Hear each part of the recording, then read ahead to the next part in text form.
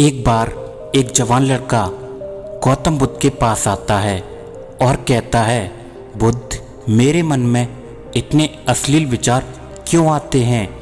मेरे मन में अक्सर काम वासना के विचार चलते रहते हैं, जिनके बारे में सोच सोच कर मैं अपना बहुत समय और ऊर्जा बर्बाद कर देता हूँ, जिसकी वजह से मैं शांत नहीं रह पाता और हमेशा ही गलत चीज़ के प्रति आकर्षण महसूस करता हूँ।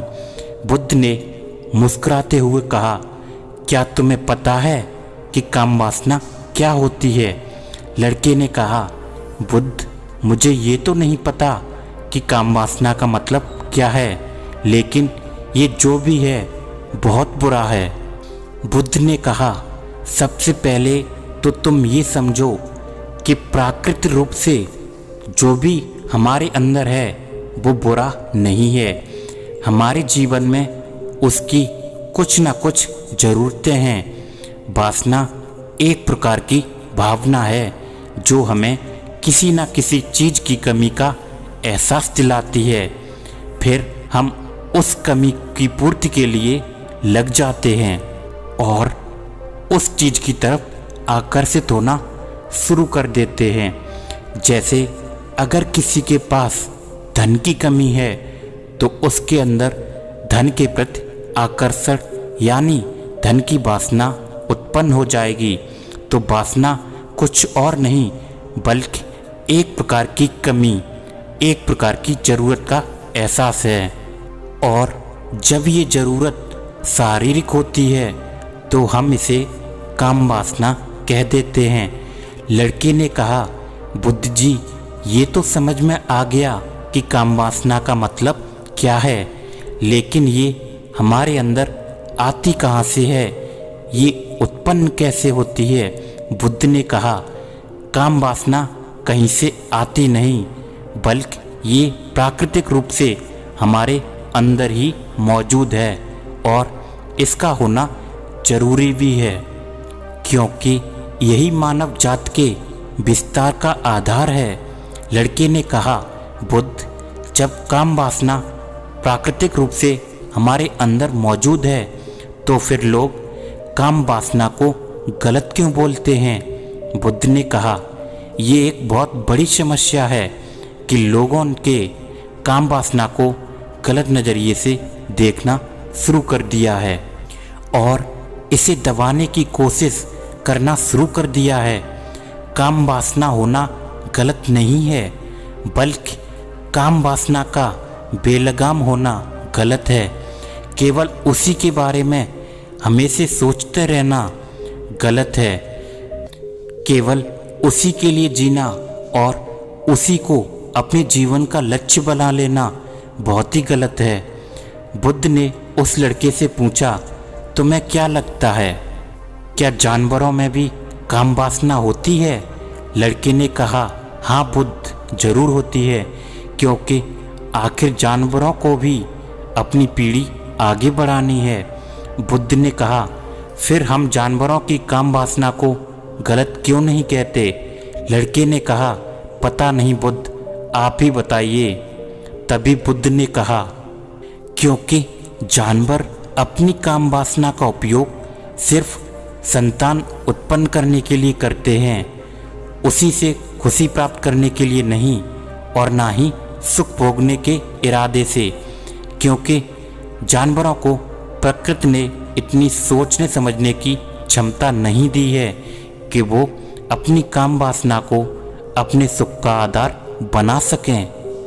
जबकि हम इंसान अपनी सोचने समझने की क्षमता का उपयोग करके प्रकृति में पाई जाने वाली हर चीज़ का अपनी सुख और आनंद के लिए उपयोग करने का प्रयास करते हैं। हम इंसानों ने भी काम वासना के साथ भी यही किया है, इसे अपने आनंद और भोग का आधार बना लिया है। जिसे भावना को प्रकृति ने मानव जात का अस्तित्व बनाए रखने के लिए हमारे अंदर डाला था, उसे हमने जीवन का सर्वोपरि लक्ष्य बना रखा है और इंसानी काम वासना का ये बेलगाम होना ही उसके गलत होने का कारण है। लड़के ने कहा, बुद्ध, लेकिन ये काम वासना हावी क्यों हो जाती है और इसके बेलगाम होने का कारण क्या है? बुद्ध ने कहा, काम वासना के बेलगाम होने के प्रमुख 4 कारण हैं, जिसमें से पहला कारण है जीवन में किसी बड़े उद्देश्य का न होना। बुद्ध ने उस लड़के से पूछा, क्या जब तुम किसी काम में व्यस्त होते हो तब तुम्हारे दिमाग में असली विचार आते हैं? लड़के ने कहा, नहीं बुद्ध, जब मैं व्यस्त होता हूँ तो मेरे दिमाग में अश्लील विचार नहीं आते। बुद्ध ने कहा, हमारा दिमाग एक बार में सिर्फ एक चीज़ के बारे में सोच सकता है, इसलिए जब हमारे दिमाग में कोई दूसरे विचार चल रहे होते होंगे तो अश्लील विचार आ ही नहीं सकते। अगर हमारे जीवन में कोई बड़ा और स्पष्ट लक्ष्य है और अगर हम उस लक्ष्य के प्रति पूरे तरीके से समर्पित हैं तो हमारे पास कभी इतना समय ही नहीं होगा कि ये फालतू विचार हमारे मन में घर कर सकें। और अगर ऐसे विचार उठते भी हैं तो हमारे मजबूत लक्ष्य के विचार इन्हें आसानी से हमारे मन से हटा देंगे। लेकिन असल समस्या ये है कि अधिकतर लोगों के पास एक मजबूत और स्पष्ट लक्ष्य की कमी है।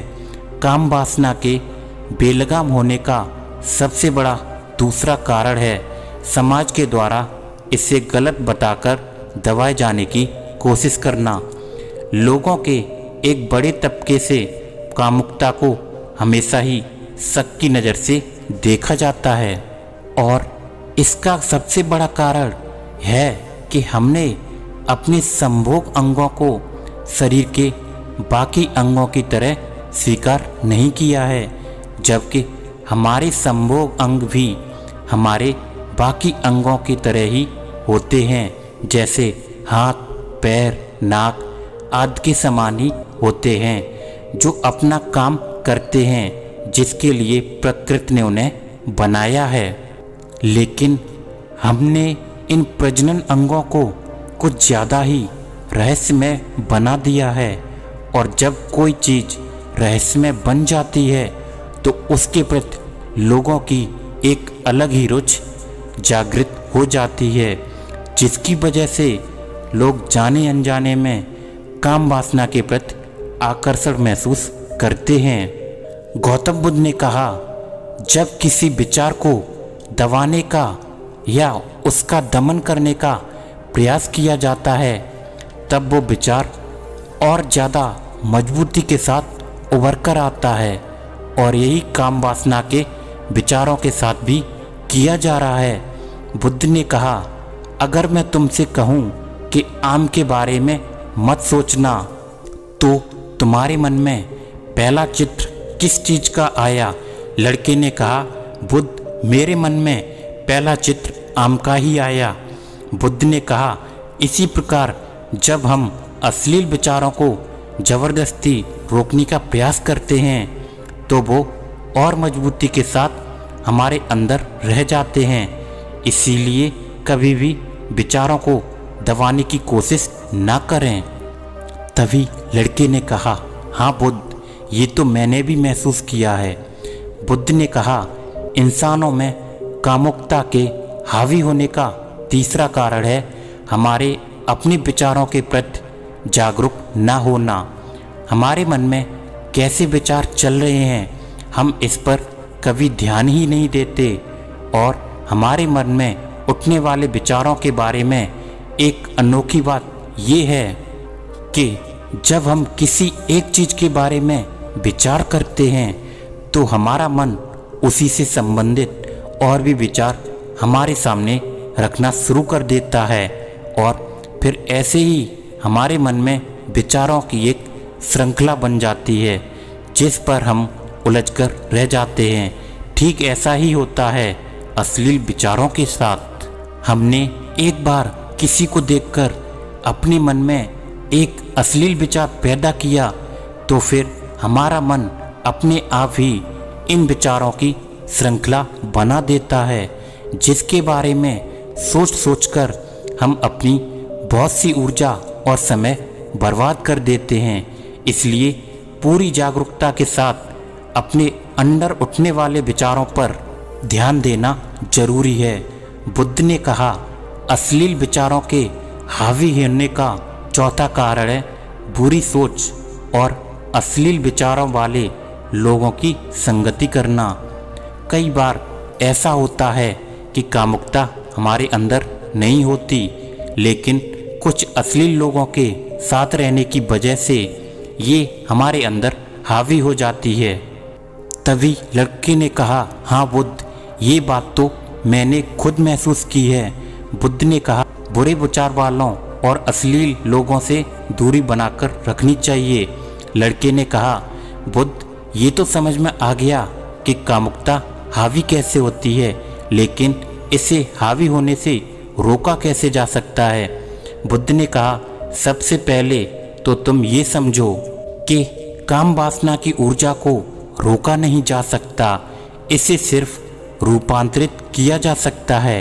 और इस ऊर्जा को रूपांतरित करने के सिर्फ दो तरीके हैं, पहला है प्रेम और दूसरा है ध्यान। जब हम सच्चे प्रेम में होते हैं तो हमारे अंदर की कामुकता की ऊर्जा हमारी खुशी और हमारे आनंद में परिवर्तित हो जाती है। लेकिन ज़्यादातर लोग शारीरिक आकर्षण को ही प्रेम मानते हैं, जो कि ऊर्जा का व्यय करता है, रूपांतरण नहीं। काम वासना की ऊर्जा शरीर के अंदर ही रूपांतरित करने का सबसे सफल तरीका है ध्यान।